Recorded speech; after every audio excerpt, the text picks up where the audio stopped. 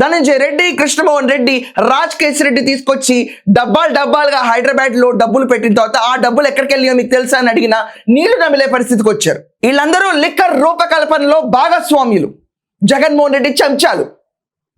అంతిమ లబ్ధిదారుడు అనేవాడి పేరు బయటకు వచ్చిన తర్వాత ఆంధ్రప్రదేశ్లో ప్రతి ఒక్క మహిళ చెప్పులు తీసుకుంది అంటారు ఖచ్చితంగా. ఆ విషయం తొందరగా స్పీడప్ అయ్యి ఆ అంతిమ లబ్ధిదారుడు పేరు మీలో ఎవరికైనా తెలుసా? తెలిస్తే ఖచ్చితంగా కమెంట్స్లో రాయండి. సంక్రాంతికి సంబరాలు చేస్తాము, ఇఫ్తార్కి విందులు ఇస్తాము, క్రిస్మస్కి కేక్ కోసి నోట్లో పెడతాం అనుకుంటే మేమైనా మేకలవా, గొర్రెలవా? రాష్ట్రాన్ని కసాయిలాగా కోసేస్తే చూస్తా కూర్చుంటారా?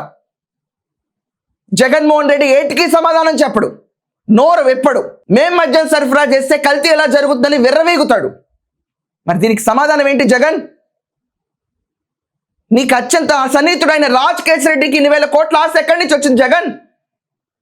నీ కింద పనిచేసిన Krishnamohan Reddy, officer on special duty Dhananjaya Reddy, వీళ్ళందరికీ 1,000 కోట్ల ఆస్తులు ఎక్కడి నుంచి వచ్చినాయి జగన్?